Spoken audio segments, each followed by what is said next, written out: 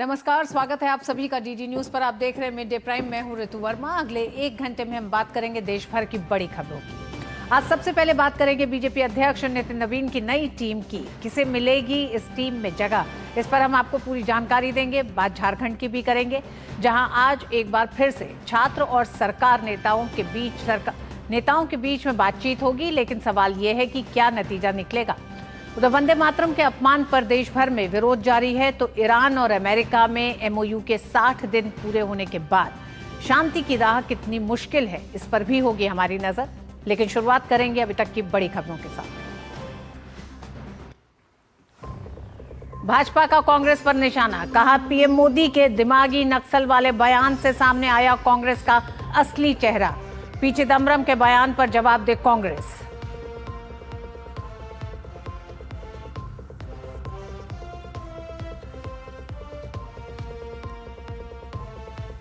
वंदे मातरम के अपमान पर देश भर में आक्रोश। देश के कई शहरों ने विरोध प्रदर्शन। बीजेपी ने साधा निशाना, तो बंकिम चंद्र के वंशज की सोनिया को चिट्ठी लिखकर माफी की मांग की।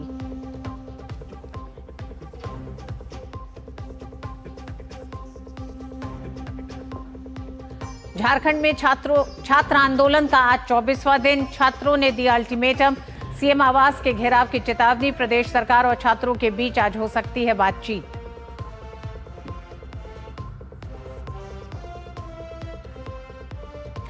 गोल्ड टेस्ट में श्रीलंका के खिलाफ भारत की स्थिति मजबूत। पहली पारी में श्रीलंका की आधी टीम पेविलियन लौटी। भारत ने पहली पारी में बनाए 462 रन।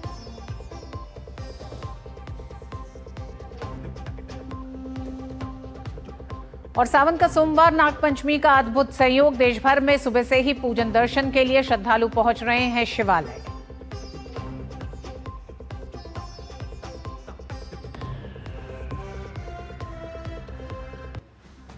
और नितिन नवीन जब से बीजेपी के राष्ट्रीय अध्यक्ष बने हैं, पार्टी में संगठनात्मक बदलाव की चर्चा चल रही है।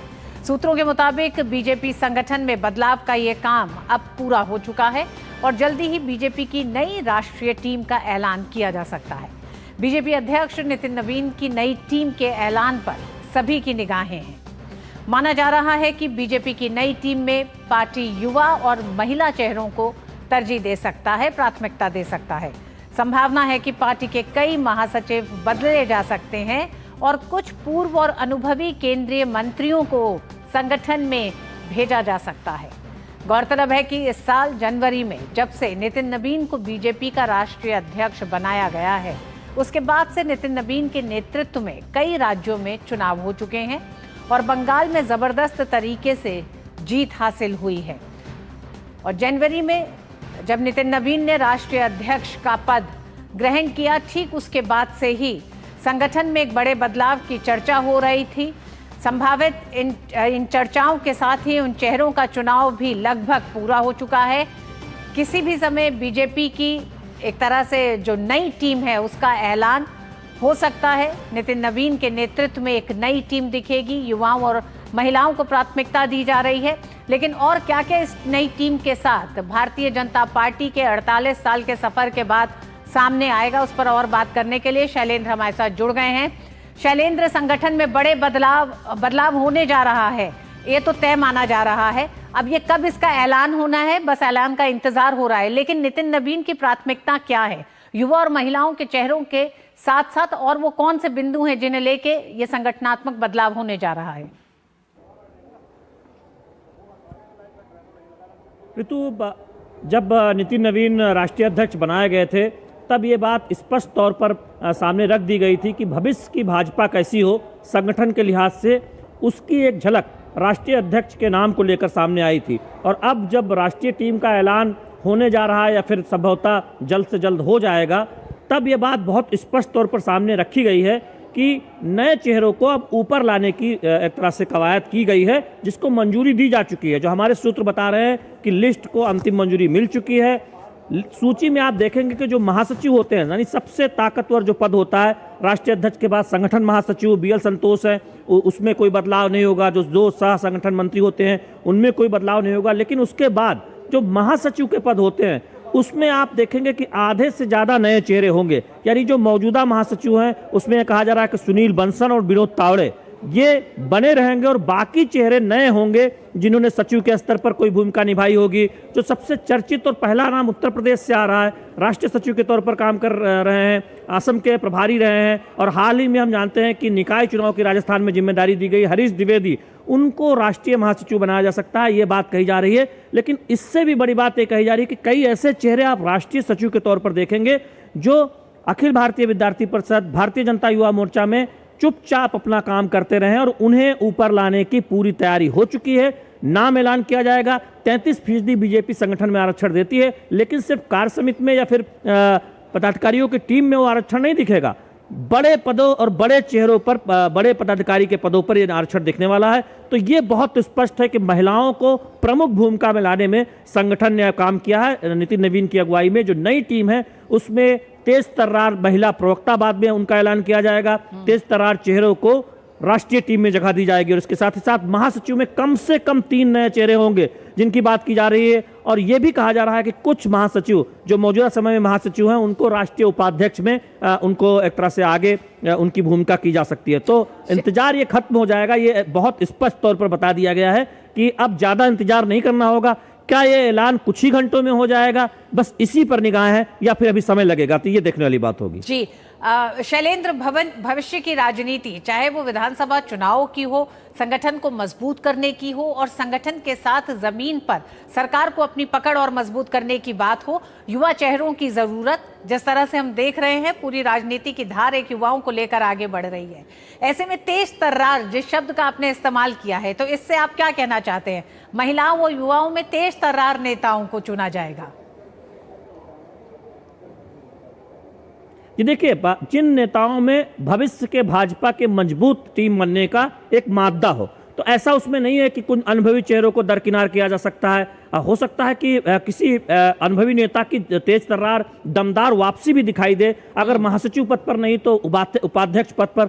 इसीलिए कहा जा रहा है कि एक पूर्व केंद्रीय मंत्री का नाम बहुत चर्चा में है कि उन्हें राष्ट्रीय उपाध्यक्ष के तौर पर लाकर फिर से एक बहुत महत्वपूर्ण जिम्मेदारी दी जा सकती है। 2 रणनीति पर काम हुआ है कि कुछ युवा भारतीय जनता युवा मोर्चा से ऊपर लाया जाए राष्ट्रीय सचिव के पद पर, और ये न लगे कि टीम अनुभवहीन है, लिहाजा जो अनुभव वाले चेहरे हैं उनमें से कुछ को जगह दी जाए। क्योंकि बीजेपी जब राज्यों में चुनाव लड़ती है तो रणनीतिकारों की जरूरत होती है, तेज तर्रार चेहरों की जरूरत होती है, प्रेस कॉन्फ्रेंस के लिए तेज तर्रार प्रवक्ताओं की जरूरत होती है। तो इन सबको ध्यान में रखा जाएगा। विधानसभा के लिए हम जानते हैं कि प्रदेशवार अगर आप टीम देखें, उत्तर प्रदेश में पंकज चौधरी और उसके बाद उनकी टीम का ऐलान हो चुका है। अन्य राज्यों में आप देखें तो उसमें कुछ बदलाव हुए हैं। ये जो टीम आ रही है ये 2029 को ध्यान में रखकर, उसके बाद भी आगे की भाजपा कैसी हो उसको ध्यान में रखकर बनाई गई है। इसीलिए इस टीम की बहुत बात हो रही है। इसमें वो चेहरे होंगे जो अगले 1 दशक तक भारतीय जनता पार्टी में संगठन में प्रमुख भूमिका निभाने वाले हैं। नितिन नवीन की अगुवाई में जो नए चेहरे, हम नाम बहुत ले सकते हैं, कुछ पुराने चेहरे।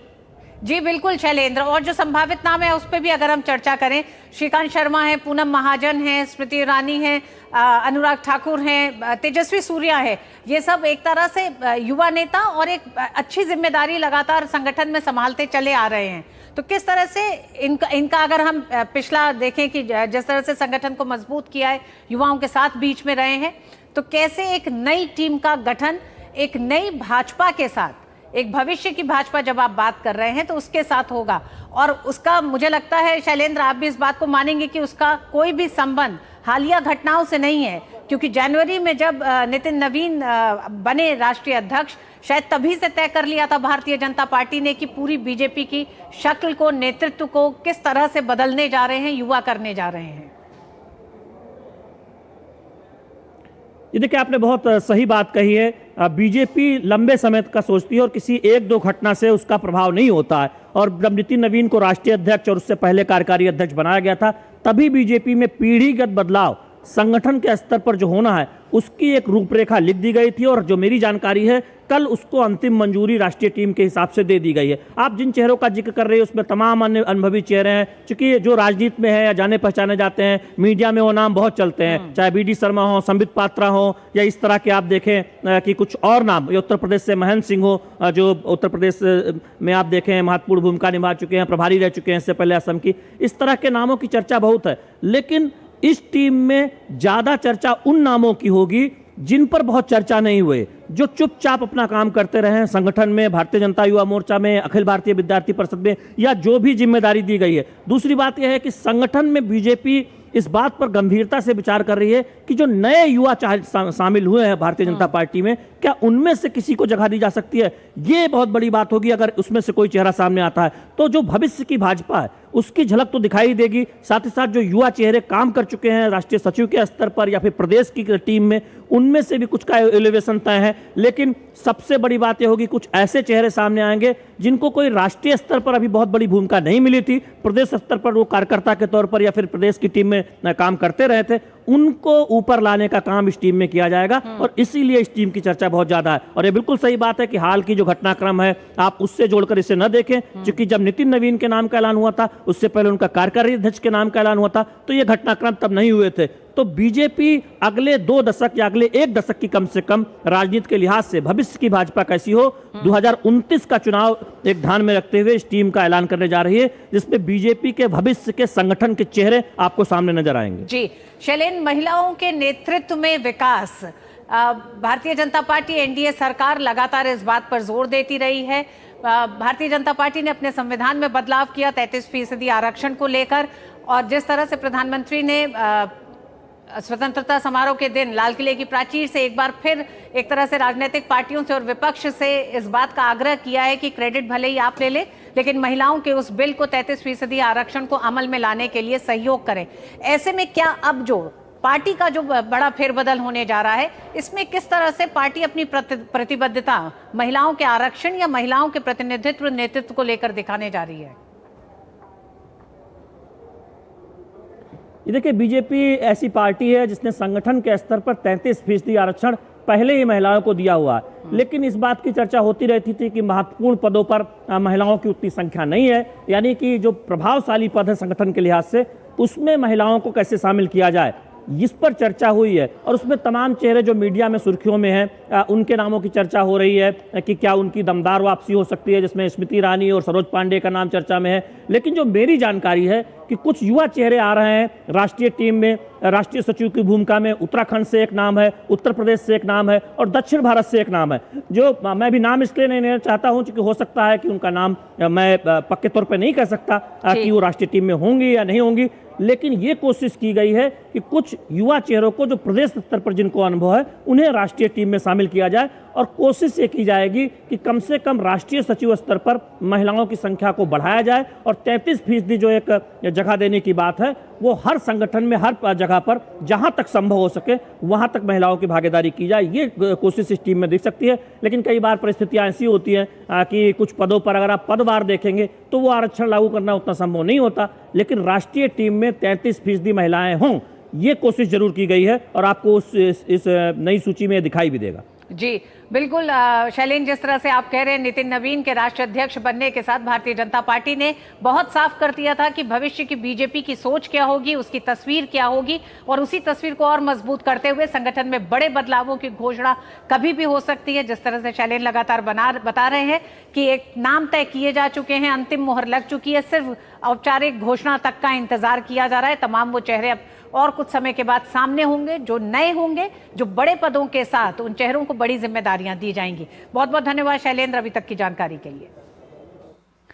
और झारखंड के रांची में जेपीएससी और जेएसएससी की भर्ती परीक्षाओं में धांधली को लेकर छात्रों का आंदोलन आज 24वें दिन पहुंच गया है। रांची में आंदोलनरत छात्रों के साथ बातचीत के माध्यम से समाधान निकालने की दिशा में राज्य सरकार की ओर से एक और पहल की गई है। आंदोलनरत छात्रों को आज दोपहर 2 बजे बातचीत के लिए आमंत्रित किया गया है। छात्रों को उनके विधिक सलाहकारों के साथ बातचीत में शामिल होने का प्रस्ताव दिया गया है। अनुमंडल पदाधिकारी, एसडीओ और एडीएम लॉ एंड ऑर्डर द्वारा छात्रों को इस प्रस्ताव की जानकारी दी गई। इससे पहले रविवार को छात्रों ने जमकर विरोध प्रदर्शन किया। इसके साथ ही छात्र जेपीएससी और जेएसएससी परीक्षाओं को रद्द कराने और दोषियों के खिलाफ कड़ी कार्रवाई और सीबीआई जांच की मांग पर अभी भी अड़े हुए हैं। प्रदर्शनकारियों ने 20 अगस्त को मुख्यमंत्री आवास का घेराव करने की चेतावनी दी है। छात्रों का कहना है कि अगर सरकार उनकी मांगों को पूरा नहीं कर सकती तो हेमंत सोरेन को मुख्यमंत्री पद से इस्तीफा दे देना चाहिए। झारखंड लोकतांत्रिक क्रांतिकारी मोर्चा यानी JLKM पार्टी के नेता देवेंद्र नाथ महतो ने 2 बजे होने वाली इस वार्ता पर कहा है कि सरकार वार्ता से छात्रों को संतुष्ट करे और हम चाहते हैं कि एक ऐसी शिक्षा व्यवस्था आए जो आने वाले समय में छात्रों को ऐसा संघर्ष ना करना पड़े। वहीं राहुल गांधी ने कहा कि छात्र ठोस निर्णय चाहते हैं, परीक्षाओं में धांधली की CBI जांच हो। हम चाहते हैं कि एक एजुकेशन सिस्टम ऐसा सिस्टम है जो आने वाले पीढ़ी युग युग तक, जो अभी पहला दूसरा तीसरा क्लास में है या स्कूल में पढ़ रहे हैं या +2 में पढ़ रहे हैं, वे छात्र जब प्रतियोगी परीक्षा को फेस करें तो उनको ऐसा संघर्ष न करना पड़े, पेपर लीक और धांधली और पैरवी का सामना न करना पड़े, ऐसा शिक्षा व्यवस्था पर सहमति बने। बहुत कमजोरी हो गया है। आज भूख हड़ताल का 15वां दिन है और सरकार का ध्यान हम लोग के तरफ नहीं है। नौकरियां न बिके, सिस्टम में सुधार हो, इसलिए हम लोग CBI जांच की मांग कर रहे हैं। कहां पर गड़बड़ी हुआ है, एजेंसी गलती किया है, आयोग गलती किया है कि सरकार का भी संलिप्तता है? क्यों सरकार नहीं चाह रही है CBI जांच कराने का? और DD न्यूज संवाददाता ने JPSC JSSC रिफॉर्म मंच के प्रतिनिधि मंडल के सदस्य पीयूष सिंह से खास बातचीत की।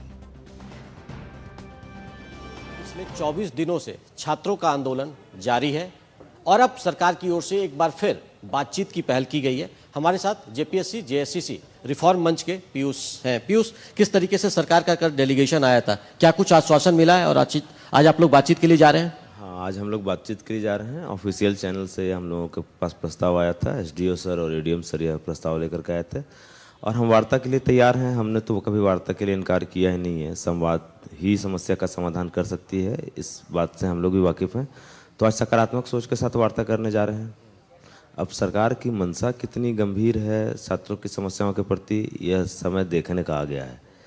किस तरीके से जो सरकार की तरफ से कल जो प्रस्ताव आए, आप लोगों ने जो पुराने कुछ डिमांड रखे थे, देख हमारे साथ कानून के जानकार लोग हो, तो इस बार डेलीगेशन में तो वो लोग हैं? हाँ, इस बार सरकार ने खुद से प्रस्ताव रखा है कि आप चाहें तो आप अपने साथ विधिक सलाहकार रख सकते हैं। तो हम 3-4 नामों पे हम लोग चर्चा कर रहे हैं, फाइनल करके एक नाम के साथ हम लोग जाने वाले हैं। अब सरकार की मंशा पे भी थोड़ा सवाल उठता है, क्योंकि एक तो सरकार हमसे वार्ता करने का प्रस्ताव लेकर के आती है, बैक चैनल में सरकार आंदोलन को कमज़ोर करने के लिए हमारे साथियों को तोड़ने का प्रयास करती है। तो आज सही समय है यह दिखाने का सरकार को भी कि छात्रों के मांग के साथ हम बिल्कुल गंभीर हैं। और दिवाकर हमारे साथ जुड़ रहे हैं सीधे रांची से। दिवाकर, आपने जब बात की है अभी, तो उन्होंने बहुत साफ कहा कि एक तरफ तो सरकार बातचीत के लिए बुला रही है, दूसरी तरफ बैक चैनल से इस संगठन को, इस छात्र आंदोलन को कमजोर करने की कोशिश कर रही है, छात्रों पे दबाव डाल रही है। ऐसे में छात्र अपने मनोबल को मजबूत करे हुए किस तरह से इस वार्ता में हिस्सा लेना चाह रहे हैं, और इस दौर की जो बातचीत होगी, क्योंकि इससे पहले कई दौर की बातचीत हो चुकी, नतीजा कुछ निकला नहीं है, कितनी उम्मीद किसी नतीजे की भी लग रही है? देखिए, निश्चित तौर पर छात्रों की तरफ से उम्मीद बरकरार है कि हम एकदम सकारात्मक रुख के साथ जा रहे हैं। सरकार के सामने हमने जो प्रपोजल दिए हैं, हमारा जो लिखित में उनके सामने हमारी जो मांगे हैं, वो हमने पहले ही रख रखे हैं जब हमारी 7 और 8 तारीख को मंत्री समूह के साथ बातचीत हुई थी। और आज उसी मंत्री समूह के साथ एक बार फिर जो पिछले 5-6 दिनों से डेडलॉक की स्थिति पैदा हो गई थी, वो फिर कल शाम से टूटने की कोशिश की जा रही है, क्योंकि छात्रों ने इस बार फिर से ऐलान कर रखा है आर और पार की लड़ाई का। आपको याद होगा कि पहले 10 मार्च को इन्होंने विधानसभा घेराव किया था।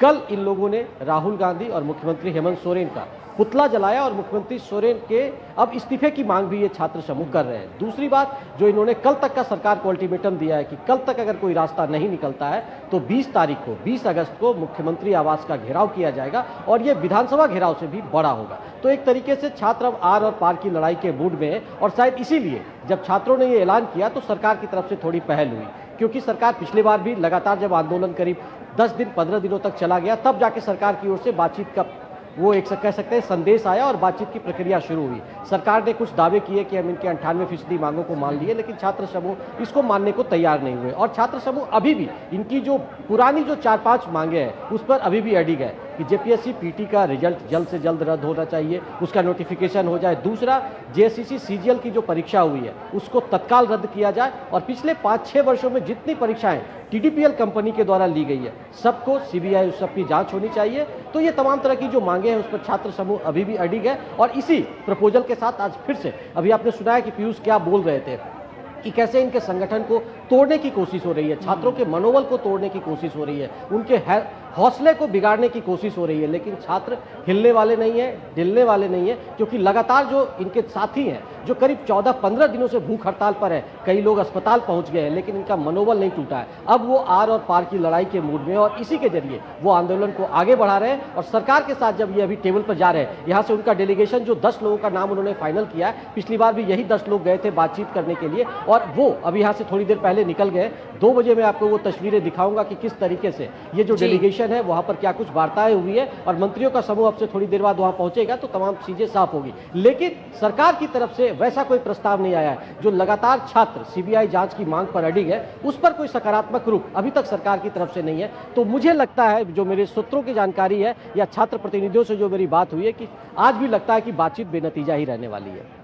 दिवाकर, हम देख रहे हैं ये भी गजब विडंबना है कि इन्हीं छात्रों ने हेमंत सोरेन को चुनकर सत्ता पे बिठाया।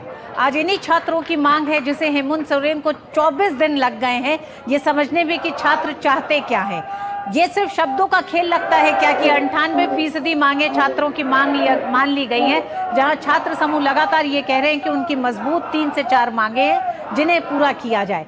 ऐसे में छात्रों को लेकर राज्य में भी किस तरह से, क्योंकि 15 दिन का अनशन, आमरण अनशन और दूसरी तरफ 24 दिन का आंदोलन, किस तरह से जनता जुड़ रही है लगातार और कितना प्रेशर छात्र बना पा रहे हैं सरकार पर, क्योंकि लगातार बातचीत में अब छात्र हेमंत सोरेन के इस्तीफे तक पहुंच गए।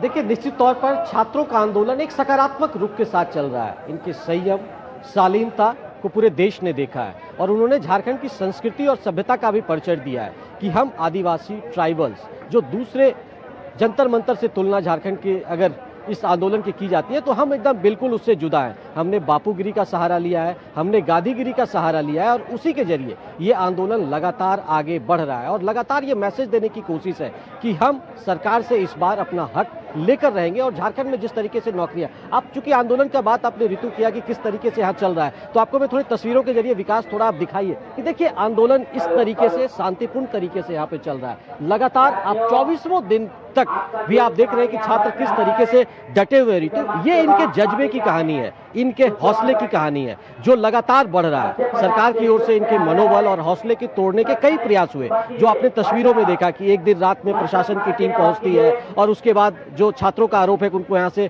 भगाने की कोशिश हुई, हटाने की कोशिश हुई, इनके लाइट जो यहाँ पर थे वो काट दिए गए। लेकिन तमाम जो छात्र हैं वो इसी तरीके से डिगे हैं, टिके हुए हैं और अपनी आंदोलन को इसी तरीके से आगे बढ़ा रहे हैं। और आज एक बार फिर ये उम्मीद और सकारात्मक पहल के साथ सरकार के प्रतिनिधियों के पास पहुंचे हैं ताकि इनकी जो मांगे हैं उस पर सरकार सहानुभूतिपूर्वक विचार करे और इनके साथ ही जो 14 और 15 दिनों से भूख हड़ताल पर बैठे हैं, जिनकी कई की सेहत बहुत ही ज्यादा खराब हो रही है, कई सलाइन पर चढ़ाया गया है, कहीं को ऑब्जर्वेशन में रखा गया है, तो तमाम तरह की चीजें जो है वो अब संयम की सीमाएं पार हो रही है। तो ऐसे में अब सरकार से संवेदनशीलता की उम्मीद हो रही है, क्योंकि 14-15 दिनों के बाद आप समझ सकते हैं कि कोई हंगर स्ट्राइक पर हो तो उसकी स्थिति क्या हो रही होगी। तो निश्चित तौर पर अब छात्रों में एक उबाल भी देखने को मिल रहा है। अब सरकार से पहल की उम्मीद, और इसी उम्मीद के लिए छात्र आज फिर से एक बार अब 2 बजे से वो वार्ता शुरू होगी। तो ऋतु, उसका इंतजार है कि आज क्या कुछ वार्ता में निकल कर आता है। लेकिन छात्रों की तरफ से अपनी मांग पर वो अडिग है कि उनकी जो प्रमुख 3-4 मांगे हैं उस पर सरकार सहानुभूतिपूर्वक विचार करे और सारे मामले की सीबीआई जांच कराए, तभी वो पीछे हटने को तैयार होंगे।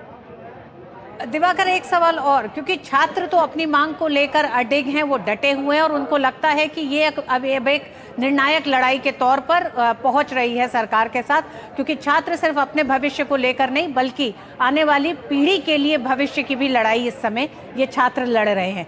ऐसे में क्या बुद्धिजीवियों का कोई वर्ग जो सरकार के संपर्क में भी हो, छात्रों के संपर्क में भी हो, किसी तरह के एक थर्ड चैनल से बातचीत की जा रही हो, क्योंकि 15 दिन का आमरण अनशन 15 दिन का जो अनशन उन बच्चों का है वो सबसे ज्यादा चुनौतीपूर्ण होता जा रहा है, क्योंकि अब उसमें उन लोगों की सेहत अब दांव पर लग रही है धीरे धीरे। देखिए, निश्चित तौर पर ऋतु, आपने जो सवाल उठाया वो सवाल जायज है। हालांकि लोगों की तरफ से पहल हुई, भारतीय जनता पार्टी अब खुलकर सामने आ गई है कि इन छात्रों के साथ अन्याय हो रहा है, छात्र के हक की जो बात है उसको सरकार को सुनना चाहिए। तो बुद्धिजीवी वर्ग लगातार, आप देखिए यहाँ पर ऐसा नहीं है कि सिर्फ छात्र ही बैठे हुए हैं, अब उनके पेरेंट्स भी यहाँ पर आने लगे हैं, कई समाज सेवी संगठन के लोग भी यहाँ लगातार पहुंच रहे हैं और इन लोगों ने भी अब लगातार ये आवाज उठानी शुरू की है कि किस तरीके से आंदोलन को लगातार आगे जो बढ़ाने का प्रयास है वो किया जा रहा है और उसमें अब समाज का हर तबका लगातार आगे आ रहा है। कल आप सामने देखा होगा अपनी तस्वीरों में कि किस तरीके से राहुल गांधी के जब पुतले जलाने की बात हुई, सीएम हेमंत सोरेन के पुतले जलाने की बात हुई, तो लगातार छात्रों में वो आक्रोश और उनके परिजनों में ये आक्रोश साफ तौर पर देखने को मिल रहा था और उस आक्रोश के जरिए ही छात्रों ने ये दिखाया है कि रांची का जो आंदोलन है वो शांतिपूर्ण तरीके से चल रहा है और समाज के हर तबके का इनको साथ मिल रहा है और इसी वजह से शायद ये आंदोलन इतने दिनों तक लंबा खिंच रहा है।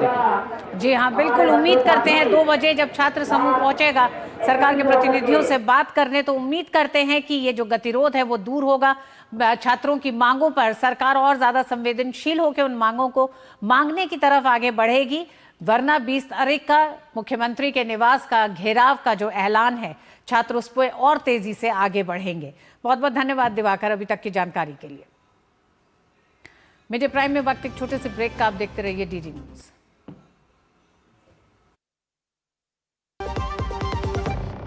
यार कैसे ले पाएंगे घर? नहीं, आज गर्मी बहुत है ना? यस, बहुत ही ज्यादा। पापा, घर खरीदने की planning is not easy. Vini, long term savings का बेस्ट प्लान बताना। LIC protection plus plan. LIC और सेविंग्स? यस, इसमें इंश्योरेंस और फंड्स दोनों में इन्वेस्ट करके गोल्स के हिसाब से सम अश्योर्ड एडजस्ट कर सकते हो। LIC protection plus plan, future insured, growth assured. Bharat की सबसे बड़ी gold loan NBFC Muthoot finance से गोल्ड लोन लीजिए और फिर देखिए सोना क्या नहीं कर सकता। कॉल कीजिए 1-800-313-1212। जरा सी हंसी दुलार जरा सा, जरा सी अनबन प्यार जरा सा,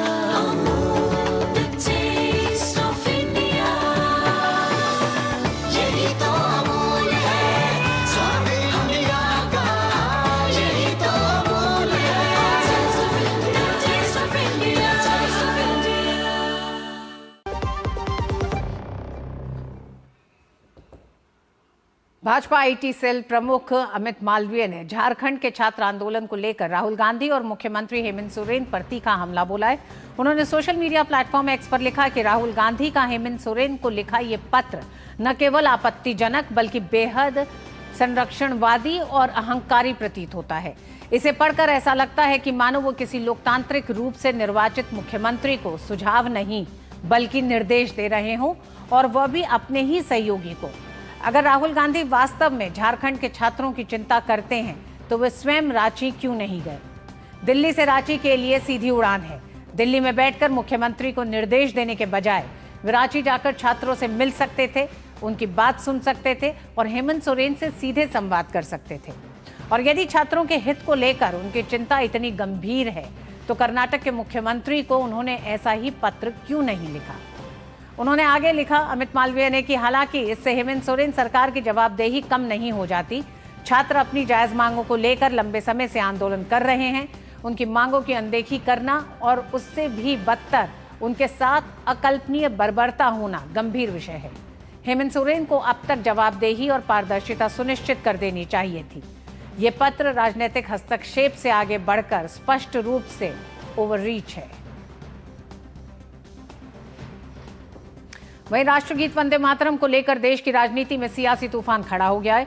दिल्ली में कांग्रेस मुख्यालय में स्वतंत्रता दिवस समारोह के दौरान वंदे मातरम गायन को लेकर उठे विवाद के बाद भारतीय जनता पार्टी ने कांग्रेस के खिलाफ मोर्चा खोल दिया है।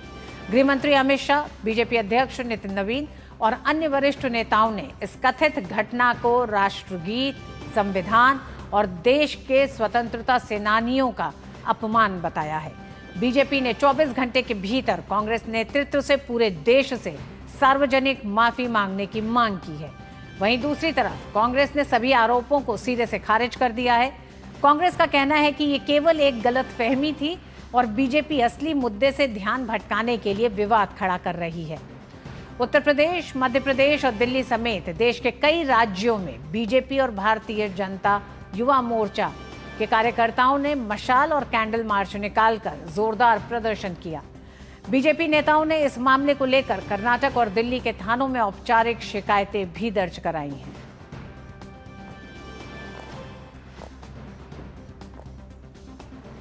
उधर भाजपा इस मुद्दे पर लगातार कांग्रेस पर निशाना साध रही है। भाजपा ने एक्स पर पोस्ट करके कहा है कि भारत के राष्ट्रगीत वंदे मातरम के प्रति सोनिया गांधी का अनादर सबके सामने है। वहीं गीत जिसे कांग्रेस ने दशकों तक तुष्टीकरण के नाम पर छोटा करके पेश किया और राहुल गांधी वंदे मातरम भारत का राष्ट्रगीत है, क्या आपको लगता है कि आप इसकी गरिमा, राष्ट्रीय भावनाओं और उन संवैधानिक मूल्यों से ऊपर हैं जिनके बारे में आप अक्सर दूसरों को उपदेश देते हैं? बहुत हो गए बहाने, देश को जवाब दीजिए। देश के सामने अपनी गलती मानना और माफी मांगना बहुत जरूरी है, जिसमें पहले ही बहुत देर हो चुकी है। और भाजपा इस मुद्दे पर कांग्रेस पर लगातार हमला कर रही है। आइए सुनते हैं क्या कहना है भारतीय जनता पार्टी का। यूपीए 1 के शासनकाल में सबसे ज्यादा वो नक्सली जो पहले से यानी कांग्रेस सरकार के जमानों से अंदर थे जेलों में, वो सब छोड़ के बाहर आ गए थे और उस समय ही सर्वाधिक नक्सलवादी गतिविधियों का प्रभाव बढ़ना शुरू हुआ। संपूर्ण वंदे मातरम गाते समय जो लोग असहज हो जाते हैं, इधर उधर देखने लगते हैं, बतियाने लगते हैं, हाथ पांव झटकने लगते हैं, वो लोग वही हैं जिनको उन चीजों में बड़ा सहजता महसूस होती है कि कोई कहे कि मैं वंदे मातरम नहीं गाऊंगा। ये वो लोग हैं जिनको जय श्री राम में वॉर क्राई नजर आता है, मगर सर तन से जुदा में सुमधुर सेकुलर संगीत दिखाई पड़ता है। और आपको बता दें कि इस मामले में देश के कई शहरों में शिकायत दर्ज कराई गई है। कर्नाटक के मंगलुरु में एफआईआर हुआ है, विकास पुदूर ने एफआईआर दर्ज कराई है। वहीं दिल्ली में भी इस मामले को लेकर शिकायत दर्ज हुई है। दिल्ली हाईकोर्ट के वकील की शिकायत की है। सोनिया गांधी के खिलाफ ये शिकायत है। वंदे मातरम के गायन में जिस तरह से रोकने की जो तस्वीरें सामने आई हैं, उसे लेकर वंदे मातरम के अपमान को लेकर सोनिया गांधी के खिलाफ ये शिकायतें दर्ज हुई हैं। पश्चिम बंगाल में भी इस तरह की शिकायत दर्ज की गई है, एफआईआर दर्ज हुआ है। विवेक नारायण हमारे साथ जुड़ गए हैं। विवेक, अब ये मामला बस किसी पार्टी के सीमा से बाहर निकल चुका है, क्योंकि जिस तरह से अपमान किया गया है वंदे मातरम का, भले ही कांग्रेस कोई भी तर्क दे रही हो, लेकिन उस तर्क को लेने के लिए ना तो राजनीतिक पार्टी तैयार है, ना जनता तैयार देख रही है, क्योंकि जनता के बीच में भी एक आक्रोश है। जिस तरह से वंदे मातरम को रोकने का पूरा सोनिया गांधी का जो अंदाज था, मल्लिकार्जुन खड़गे का जो अंदाज था, वो सामने आया। हाँ बिल्कुल जी बिल्कुल। इस केरला में इंडिपेंडेंस डे तक एक बहुत बड़ा कंट्रोवर्सी था। तो कर्नाटका, तेलंगाना भी कांग्रेस रूल स्टेट्स है। तो इसी भी even though Karnataka and Karnataka and Telangana stay independence day, they sang the Vande Mataram. Kerala में क्यों वंदे मातरम नहीं रिसाइट किया है, तो ये बहुत बड़ा कंट्रोवर्सी हो चुका है। तो बीजेपी, युवा मोर्चा और महिला मोर्चा ने कांग्रेस लेड यूडीएफ के खिलाफ अपना प्रोटेस्ट इंटेंसिफाई कर दिया है। बीजेपी ने एलिज किया है कि कांग्रेस लेड यूडीएफ गवर्नमेंट ने वंदे मातरम को इंसल्ट किया है। As part of the protest BJP Yuva Morcha बाहर मैसिव प्रोटेस्ट किया है। वो बीजेपी ने प्रोटेस्ट किया है क्लिफ हाउस के सामने, चीफ मिनिस्टर के घर के सामने। बीजेपी कहना कि यूडीएफ ने जमाते इस्लामी और आईयूएमएल की प्रेशर ते नेशनल सॉन्ग को ओमिट किया है। और इस विषय को बीजेपी ने सीनियर नेताओं तो राजीव चंद्रशेखर या एमटी रमेश और राजगोपाल, सुरेश, शॉन जॉर्ज, अभी ऑल नेताओं ने बहुत प्रोटेस्ट किया कर दिया है लास्ट 3 to 4 days में। इस विषय आगे दिनों में बहुत बहुत इम्पोर्टेंट विषय हो चुका है। तो यूडीएफ इस विषय को क्लियर बैकफुट में हो। तो रीजन ये है कि केरल में इंडिपेंडेंस में हर एक डिस्ट्रिक्ट में एक ही गवर्नमेंट प्रोग्राम में वंदे मातरम नहीं रिसाइट किया है। तो BJP ruling corporation, Thiruvananthapuram Corporation, however, they managed to sing the Vande Mataram. But the question is, why is that the Congress is allergic towards the Vande Mataram? ये है question race किया है BJP Yuva मोर्चा और सभी organisations ने भी। कांग्रेस ने इस विषय में अभी तक एक आंसर, एक रिप्लाई नहीं दिया है और मुस्लिम लीग नेताओं ने, कुंजाली और तंगल ने इस विषय को एक क्लियर आंसर नहीं दिया है। तो इस विषय एक बहुत बहुत बड़ा कंट्रोवर्सी हो चुका है। बीजेपी ने कहा है कि बीजेपी इस विषय को लीगल रिकोर्स कर दिया। They are planning to take it to the court as far as BJP is concerned। तो इस विषय बहुत बहुत सीरियस विषय हो गया। तो केरल में क्यों वंदे मातरम नहीं रिसाइट किया है? तो कर्नाटक और तेलंगाना कांग्रेस रूल स्टेट्स है। सिद्धारामैया कांग्रेस में सीनियर चीफ मिनिस्टर ने ऑफिशियल प्रोग्राम ने वंदे मातरम रिसाइट किया है। तो इवन तेलंगाना में वंदे मातरम रिसाइट किया, क्यों केरल में वंदे मातरम नहीं रिसाइट किया है? The reason why BJP is alleging is that the Congress or the UDF is supported by the Muslim League, which is actually the branch or the frontal organization of Jamaat-e-Islami।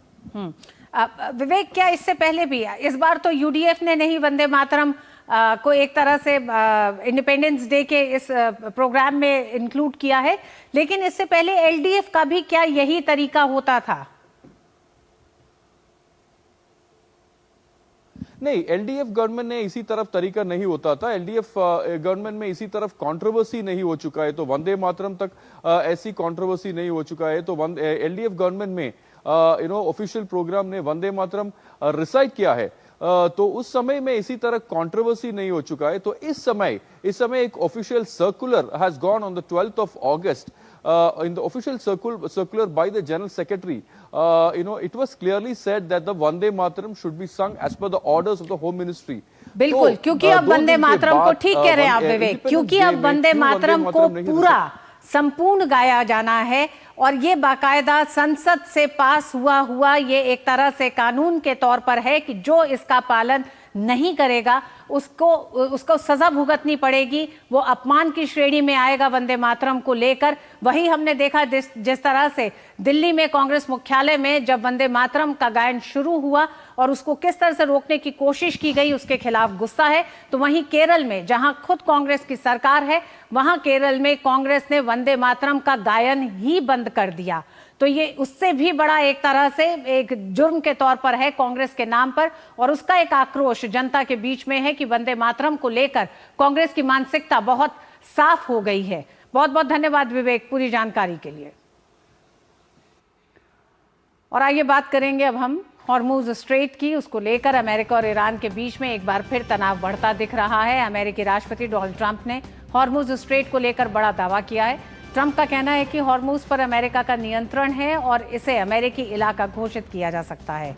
बता दें कि यह बयान New York में एक rally के दौरान अमेरिकी राष्ट्रपति डोनाल्ड ट्रंप ने दिया। And after we finish defeating Iran, which is being very badly defeated, pretty soon I'll be declaring the Hormuz Strait a territory of the United States.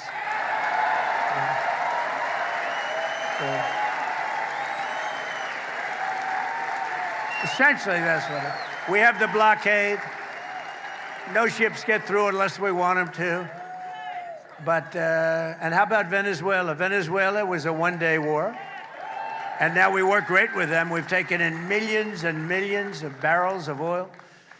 But we're doing really good. We're doing good in every way. You know, I built the military, and now I used it a little bit more than I wanted to, frankly, but that's okay, because we cannot let Iran have a nuclear weapon. Do we agree? Can't let it. हालांकि Iran ने America के इस दावे को सिरे से खारिज कर दिया है और अमेरिकी नौसेना के कथित नियंत्रण को काल्पनिक बताया है। ईरान का कहना है कि ट्रंप के बयानों से जमीनी हकीकत नहीं बदलेगी। ट्रंप ने ईरान से नुकसान का मुआवजा मांगा है। नुकसान अमेरिकी आक्रामकता से हुआ है। शांति समझौते के एमओयू पर बोले पेजेश्कियन गरिमा और ताकत बरकरार रखते हुए प्रगति, अमेरिका इजराइल युद्ध के लक्ष्य हासिल की।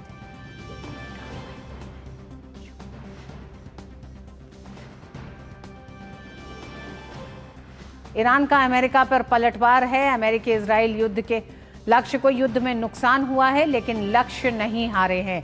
ईरान लगातार अपने इस स्टांस पे अड़ा हुआ है। ट्रंप के बयानों से जमीनी हकीकत नहीं बदलेगी। अमेरिका चाहे कुछ भी बयान दे ले, ईरान का कहना है। ईरान ने कहा कि ट्रंप ने ईरान से नुकसान का मुआवजा मांगा है। هرمز منحصراً نتیجه اقدام غیرقانونی آمریکا و رژیم صهیونیستی در سطح بین‌المللی خیلی وقتها به نحوی موضوع رو مطرح میکنن، القا میکنن که گویا این ایران هست که باعث ناامنی در تنگه هرمز شده. همه ما میدونیم که تنگه هرمز تا قبل از 9 اسفند 404 هیچ مشکلی نداشت، باز بود. سوء استفاده آمریکا و رژیم صهیونیستی از این آبراه برای حمله به ایران و همینطور سوء استفاده از مناطق مجاور کرانه جنوبی خلیج فارس برای طراحی و تدارک حمله علیه ایران باعث شد که تنگه ناامن بشه. ایران محق بود و هست که برای उधर अमेरिका और दक्षिण कोरिया के रिश्तों में भी सैन्य अभ्यास को लेकर नया मोड़ आया है। राष्ट्रपति डोनाल्ड ट्रंप ने पेंटागन को दक्षिण कोरिया के साथ होने वाले संयुक्त सैन्य अभ्यासों में बड़ी कटौती करने का निर्देश दिया है। ट्रंप ने social media platform truth social पर कहा है कि उत्तर कोरिया के किम जोंग उन के साथ मेरे बहुत अच्छे रिश्तों को देखते हुए मुझे ये बात पसंद नहीं है कि अमेरिका ने काफ़ी समय पहले दक्षिण कोरिया के साथ संयुक्त सैन्य अभ्यास में शामिल होने पर सहमति जताई थी। यह अभ्यास न केवल महंगे हैं और इनका ज़्यादातर खर्च हमेशा की तरह अमेरिका उठाता है, बल्कि ये एक ऐसे देश को पूरी तरह से गलत और दुश्मनी भरा संकेत भी देते हैं। और इस बात को ध्यान में रखते हुए कि अब इन्हें रद्द करने में बहुत देर हो चुकी है, मैंने रक्षा मंत्री पीट हेग्सेथ को निर्देश दिया है कि वे संयुक्त सैन्य अभ्यास को काफ़ी कम कर दें। वहीं मैंने हाल ही में दक्षिण कोरिया के राष्ट्रपति से पूछा था कि क्या वे ईरान को परमाणु हथियारों से मुक्त करने की प्रक्रिया में हमारे साथ शामिल होना चाहेंगे, तो उन्होंने कहा नहीं। हालांकि ट्रंप के आदेश के बावजूद दक्षिण कोरिया ने साफ किया है कि अमेरिका के साथ संयुक्त सैन्य अभ्यास तय कार्यक्रम के मुताबिक शुरू हो गए हैं और आगे भी उसी शेड्यूल के अनुसार जारी रहेंगे। यानी एक तरफ हॉर्मुज स्ट्रेट को लेकर अमेरिका और ईरान के बीच दावे और पलटवार जारी है, तो दूसरी तरफ ट्रंप की नई सैन्य नीति का असर अमेरिका दक्षिण कोरिया गठबंधन पर भी दिखाई दे रहा है। ऐसे में पश्चिम एशिया से लेकर एशिया प्रशांत तक अमेरिकी रणनीति में बदलाव पर दुनिया की नज़र बनी हुई है।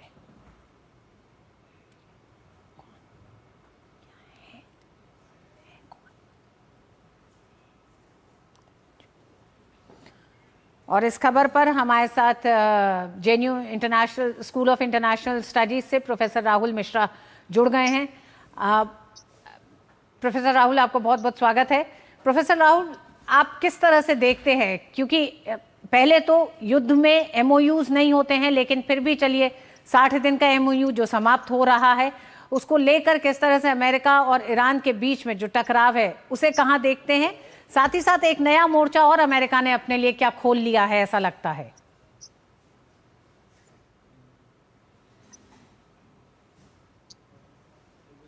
देखिए, पहली चीज तो ये है कि अमेरिका ने जो भी पहले वादे किए थे, अमेरिका को कहीं ना कहीं ये अंदाजा था कि वो अमेरिका को पहले जब ईरान के साथ उसका युद्ध शुरू हुआ था तो उसको कहीं ना कहीं लगता था कि ये युद्ध एक हफ्ते में खत्म हो जाएगा।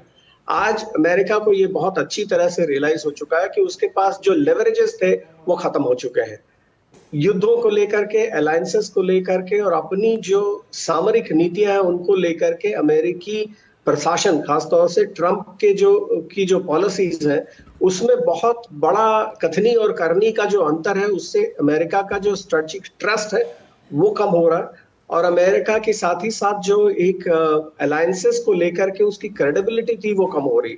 आज हम सभी को मालूम है कि स्ट्रेट ऑफ हॉर्मुज क्राइसिस में ईरान अमेरिका से ज्यादा अच्छी पोजीशन पे, अगर स्ट्रेटेजिक लेवरेजेस को इस्तेमाल करने की बात करें, और इसका असर दूसरे क्षेत्रों में भी, जैसा आपने कहा कि अमेरिका और साउथ कोरिया के संबंधों में भी इसका असर दिख रहा है। दुनिया के तमाम क्षेत्रों में, चाहे वो यूक्रेन का कॉन्फ्लिक्ट हो या यूरोप के साथ जो ट्रांस अटलांटिक पार्टनरशिप है, मिडिल ईस्ट के जो तमाम देश हैं, उन सभी के साथ अमेरिकी पॉलिसी में जो एक तरह से कहें डिसरप्शन आ रहा है, उसकी वजह से हमें ये दिख रहा है कि आज अमेरिका उस स्थिति में नहीं है कि वो दुनिया के तमाम कॉन्फ्लिक्ट्स में अपनी क्रेडिबिलिटी को बना सके। और खास तौर पे सामने जो दिख रहा है ईरान के साथ, तो नहीं लगता है कि आगे आने वाले समय में अनलेस कि वो सीधे युद्ध में उतरे, कोई पॉसिबिलिटी है कि अमेरिका का कहा ईरान मानेगा और इस क्राइसिस का कोई रेजोल्यूशन होगा।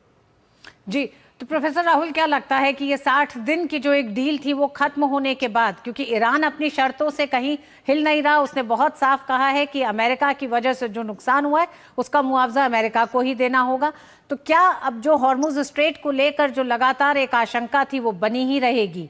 ये संकट जारी रहेगा तो सिर्फ 2 देशों के लिए नहीं बल्कि विश्व के तमाम देशों के लिए संकट आगे भविष्य में ये रहेगा? जी, ये संकट बिल्कुल रहेगा, एक या दूसरे फॉर्म में ये संकट मौजूद रहेगा, क्योंकि ईरान को बहुत अच्छी तरह रियलाइज हो चुका है कि आज अमेरिका के पास कोई लेवरेज नहीं है इस समस्या को का समाधान करने के लिए या ईरान के ऊपर दबाव डालने के लिए। तो कहीं ना कहीं अमेरिका को अब झुकना पड़ेगा अगर वो शांति की ओर आगे बढ़ता है। और अमेरिका के पास दूसरा एक्सट्रीम ऑप्शन है कि वो सीधे तौर पे युद्ध में ईरान के साथ उतरे, जो कि बहुत ही बड़ा एक, मुझे लगता है, सुसाइडल स्टेप होगा अमेरिका के लिए। और ईरान तो खैर इसमें पिसेगा ही, लेकिन फिलहाल ऐसा लगता है कि अगर बातचीत और कूटनीति का जहां तक सवाल है, उसके हिसाब से अमेरिका को कहीं ना कहीं अब नीचे धरातल पर आकर के और ईरान के साथ समझौते करने पड़ेंगे। प्रोफेसर राहुल, मध्यस्थता के तौर पर कई ऐसे देश हैं जो इसकी कोशिश कर रहे हैं कि ये गतिरोध, ये टकराव कम हो, क्योंकि उसका असर अमेरिका और ईरान तो जितना भी झेल रहा, उससे ज्यादा दुनिया के अलग और देश झेल रहे हैं, चाहे वो बाधित सप्लाई चेन्स हो या फिर आने वाले समय की और तमाम चुनौतियां हो। ऐसे में ये जो मध्यस्थता को लेकर जो देश आगे बढ़े हैं, उनका रुख क्या लगता है? क्या उनसे किसी तरह का कोई एक विकल्प निकलने जा रहा है? देखिए, विकल्प निकालने की कोशिश तो तमाम देश कर रहे हैं, लेकिन ट्रंप प्रशासन और खासतौर पे ट्रंप इन बातों को सुनने को तैयार नहीं है। तो जब तक वो अपने अहंकार से बाहर नहीं आएंगे, समझौता नहीं होगा। शांति के लिए बहुत जरूरी है कि दोनों वॉरिंग पार्टीज, दोनों पक्ष जो है वो अपने ईगोज को किनारे रख करके और अपने लॉन्ग टर्म इंटरेस्ट को सोचे। अमेरिका आज इस स्थिति में नहीं है कि वो मिडिल ईस्ट में अपने long term even strategic goals को डिफाइन कर सके। अमेरिका के पास वो नीति नहीं है आज के आगे आने वाले 5 और 10 सालों में वो क्या करने जा रहे हैं, और इसका सीधा इम्पैक्ट दिख रहा है जो सऊदी अरबिया, टर्की और पाकिस्तान के बीच में डील हुई। तो जो क्षेत्र के देश हैं वो भी अपनी सुरक्षा को लेकर के नए मैकेनिज्म और नए तरीके के संसाधन जुटा रहे हैं, नए अलायंसेस ढूंढ रहे हैं। तो इस बात को ध्यान में रखते हुए मुझे लगता है कि जो देश बीच में इंटरवीन करना चाहते हैं, जो मीडिएट करना चाहते हैं, उनकी बातों को सुनने की स्थिति में ट्रंप रहेंगे, तभी बातें आगे बढ़ेंगी, तभी एक शांति का रास्ता निकलेगा। ईरान अपनी बात पर अड़ा हुआ तो जरूर है, लेकिन ईरान बातचीत करने के लिए और निगोसिएशन के लिए तैयार है। समस्या यह है कि ट्रंप निगोसिएशन में अपनी जो प्रेडोमिनेंट पोजीशन जो अमेरिका की रही है पिछले बहुत दशकों में, उसको छोड़कर आगे नहीं बढ़ना चाहते। तो ये एक बहुत बड़ी समस्या है जो मध्यस्थता करने वाले देशों को महसूस हो रही है। जी प्रोफेसर राहुल, अंत में बहुत संक्षेप में, अमेरिका अपनी एक लंबे समय से, मतलब दशकों से तमाम देशों पे अपने कब्जे को लेकर अपने प्रति जो एक सोच उसने दुनिया में बनाई है कि वो सबसे ताकतवर है, वही तय करता है। क्या आपको लगता है कि उस सोच में दरार, वो सोच भी टूटती हुई दिखाई दे रही है, और जितना ये संघर्ष आगे बढ़ेगा अमेरिका उतना ही दुनिया के सामने कमजोर दिखाई देगा? जी बिल्कुल, अमेरिका को लगता था और दुनिया के तमाम जो राजनीतिक कूटनीति के विशेषज्ञ हैं उनको भी लगता था कि अमेरिका जैसी महाशक्ति को पिछाड़ने के लिए एक बहुत बड़ी महाशक्ति की जरूरत पड़ेगी। शायद चीन वो देश होगा, चाहे रूस कभी फिर से उभर पाएगा तो बनेगा, लेकिन अमेरिका के ऊंट को ईरानी पहाड़ के नीचे आना पड़ रहा है। और ये ऐसी दिलचस्प स्थिति है जिसमें ईरान तो सैन्य तौर पर, अपने कूटनीतिक राजनीतिक प्रभाव के तौर पर अमेरिका के सामने कहीं नहीं टिकता है। लेकिन जो टैक्टिकल पोजीशन है, जो स्ट्रेटेजिकली लोकेटेड जो पोजीशनिंग है ईरान की, और जितना अच्छा उन्होंने अपनी जियो स्ट्रेटेजिक लोकेशन को इस्तेमाल किया है, इसका कोई सानी नहीं है। पिछले कई दशकों में वियतनाम के बाद हमने पहली बार देखा है कि एक छोटा सा देश कैसे अमेरिका को न सिर्फ ट्रैप कर रहा है बल्कि उसको पूरी तरह से असहाय कर रहा है। तो ये एक बहुत दिलचस्प स्थिति है। अमेरिका का जो प्रेडोमिनेंस है वो इससे साफ तौर पर दिख रहा है कि वो तार-तार हो चुका है। अब अमेरिका के लिए मुझे लगता है कि फेस सेविंग के लिए, अपनी इज्जत बचाने के लिए और क्षेत्र में भी शांति रखने के लिए, अपने मित्र देशों का भरोसा जीतने के लिए उन्हें कहीं ना कहीं बहुत ही मुखर तौर पर नेगोशिएटिंग टेबल पर आना पड़ेगा और ईरान के साथ बात करनी पड़ेगी। और इस मसले को जितनी जल्दी वो सुलझाएंगे उतनी ज्यादा उनकी अंतर्राष्ट्रीय स्तर पर उनकी अंतर्राष्ट्रीय साख बची रहेगी जितनी जल्दी वो इसे सुलझाते हैं। बहुत बहुत धन्यवाद प्रोफेसर राहुल हमारे साथ जुड़ने के लिए। और आइए अब बात करते हैं खेल जगत की खबरों की, जिसके लिए हमारे साथ सीधे जुड़ रही हैं सुचित्रा। जी सुचित्रा, क्या खास खबरें आज? शुक्र ऋतु। शुरुआत करते हैं क्रिकेट की खबर के साथ। भारत और श्रीलंका के बीच गौल में आज पहले टेस्ट के तीसरे दिन का मुकाबला खेला जा रहा है। श्रीलंका ने ताज़ा समाचार मिलने तक 5 विकेट पर 149 रन बना लिए थे। श्रीलंका की शुरुआत खराब रही। पहले ही ओवर में सिराज ने निसान फर्नांडो को 0 पर आउट कर भारत को पहली सफलता दिलाई। वहीं दिनेश चंदीमल 5 रन बनाकर आउट हुए। कामिंदु मेंडिस 14 और लाहिरू उदारा 27 रन बनाकर पवेलियन लौटे। इससे पहले भारतीय टीम अपनी पहली पारी में 462 रन बनाकर आउट हो गई। टीम इंडिया ने आज दूसरे दिन के स्कोर 9 विकेट पर 460 रन से आगे खेलना शुरू किया। प्रसिद्ध कृष्णा 2 रन बनाकर अंतिम बल्लेबाज के रूप में पवेलियन लौटे। भारत के लिए देवदत्त पडिक्कल ने 167 रन की शानदार पारी खेली। वहीं केएल राहुल और ध्रुव जुरेल ने अर्धशतक लगाने में सफलता पाई। लोकेश राहुल ने 82 रन बनाए। वहीं ध्रुव जुरेल ने 51 रन की पारी खेली। बात करते बैडमिंटन की। BWF विश्व बैडमिंटन चैंपियनशिप की आज से शुरुआत हो गई है। भारत 17 साल बाद इस चैंपियनशिप की मेजबानी कर रहा है। राजधानी दिल्ली में हो रही इस प्रतियोगिता में 2 बार की ओलंपिक पदक विजेता PV सिंधु महिला एकल वर्ग में भारतीय चुनौती की अगुवाई करेंगी। सिंधु ने विश्व चैंपियनशिप में 1 स्वर्ण, 2 रजत और 2 कांस्य पदक जीते हैं। सिंधु आयरलैंड की 141वीं रैंकिंग वाली सोफिया नोबेल के खिलाफ अपने अभियान की शुरुआत करेंगी। पुरुष एकल वर्ग में 21 वर्षीय आयुष शेट्टी के सामने शुरुआत में ही बड़ी चुनौती होगी। उनका मुकाबला मौजूदा विश्व चैंपियन और दुनिया के नंबर 1 बैडमिंटन खिलाड़ी शी यूची से होगा। वहीं 14वीं वरीयता प्राप्त लक्ष्य सेन ऑस्ट्रिया के कोलिंस वैलेंटाइन फिलिमोन के खिलाफ अपना अभियान शुरू करेंगे। 2021 विश्व चैंपियनशिप में कांस्य पदक जीत चुके लक्ष्य की नजर एक बार फिर पोडियम पर जगह बनाने पर रहेगी। पुरुष युगल वर्ग में सात्विक साईराज रंकी रेड्डी और चिराग शेट्टी की 5वीं वरीयता प्राप्त जोड़ी से उम्मीदें रहेंगी। ये जोड़ी पहले ही 2 बार विश्व चैंपियनशिप में कांस्य पदक जीत चुकी है। पुरुष एकल वर्ग में आयुष शेट्टी के प्रदर्शन पर नजर होगी। बात करते हैं हॉकी की। वेल्स के खिलाफ जीत के इस अभियान का आगाज करने वाली भारतीय हॉकी टीम के सामने आज पुरुष हॉकी विश्व कप में पूल चरण की सबसे बड़ी चुनौती होगी। हरमनप्रीत सिंह की अगुवाई वाली भारतीय टीम का सामना विश्व रैंकिंग में 3रे स्थान पर काबिज इंग्लैंड से होगा। विश्व कप में भारत ने इंग्लैंड को आखिरी बार 32 साल पहले हराया था। ऐसे में यह मुकाबला टीम के लिए कड़ी परीक्षा माना जा रहा है। भारत ने शनिवार को अपने पहले मुकाबले में विश्व रैंकिंग में 15वें स्थान पर मौजूद वेल्स को 3-1 से शिकस्त दी थी। उस जीत में कप्तान हरमनप्रीत सिंह ने पेनल्टी कॉर्नर पर 2 गोल दागे थे, जबकि संजय ने भी पेनल्टी कॉर्नर को गोल में बदलकर भारत की जीत की नींव रखी थी। दूसरी ओर इंग्लैंड ने भी अपने अभियान की शुरुआत शानदार अंदाज में की। उसने पूल डी के मुकाबले में पाकिस्तान को 4-1 से हराकर अपनी मजबूत दावेदारी पेश की। भारतीय महिला हॉकी टीम ने FIH विश्व कप में पूल डी के अपने पहले मैच में चीन के साथ 2-2 से ड्रॉ खेला। नवनीत कौर ने 8वें मिनट में मैदानी गोल दागा और स्कोर 1-0 कर दिया। चीन ने पहले क्वार्टर के अंतिम पलों में गोल कर स्कोर 1-1 की बराबरी पर ला दिया। भारतीय टीम के लिए दूसरा गोल 25वें मिनट में दीपिका ने पेनल्टी कॉर्नर पर दागा और टीम को 2-1 से आगे कर दिया। चीन ने तीसरे क्वार्टर में स्कोर 2-2 कर दिया। इसके बाद कोई और गोल नहीं हुआ और मैच 2-2 से ड्रॉ रहा। प्रीमियर लीग चैंपियन आर्सेनल ने मैनचेस्टर सिटी को करारी शिकस्त देकर 2026 कम्युनिटी शील्ड अपने नाम कर ली है। कार्डिफ में खेले गए मुकाबले में आर्सेनल ने 3-0 की शानदार जीत दर्ज की। मुकाबला शुरू होने के महज 23 सेकंड में आर्सेनल ने बढ़त बना ली। माइलेस लुइस केली के पास पर रिकार्डो कैलाफियोरी ने गोल करके टीम को बढ़त दिलाई। 28वें मिनट में आर्सेनल ने अपनी बढ़त दुगनी कर दी। काई हावर्ट्स ने शानदार हेडर के जरिए गोल किया। दूसरे हाफ की शुरुआत में ही आर्सेनल ने तीसरा गोल दाग दिया। 48वें मिनट में ओडेगार्ड ने गोल कर टीम की जीत तय कर दी।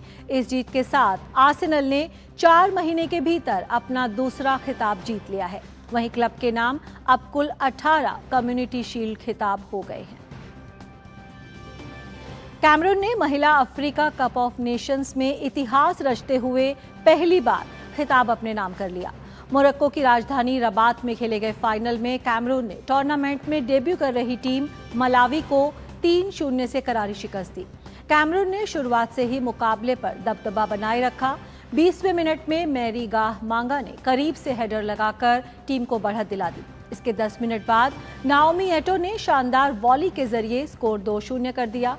पहले हाफ के इंजरी टाइम में कैमरून ने तीसरा गोल दागकर मुकाबले पर पूरी तरह शिकंजा कस दिया। महिला अफ्रीका कप ऑफ नेशंस में पहली बार खेल रही मलावी ने गोल करने के कई प्रयास किए, लेकिन उन्हें सफलता हासिल नहीं हुई। कैमरून के मजबूत डिफेंस ने मलावी के खिलाड़ियों को खुलकर खेलने का मौका नहीं दिया और मलावी की ऐतिहासिक खिताबी उम्मीदें टूट गई। तो खेल की खबरों में फिलहाल इतना ही। वापस चलते हैं ऋतु के पास। धन्यवाद सुचित्रा तमाम खबरों के लिए। और मिड डे प्राइम में आज बस इतना ही। मुझे दीजिए अनुमति। नमस्कार।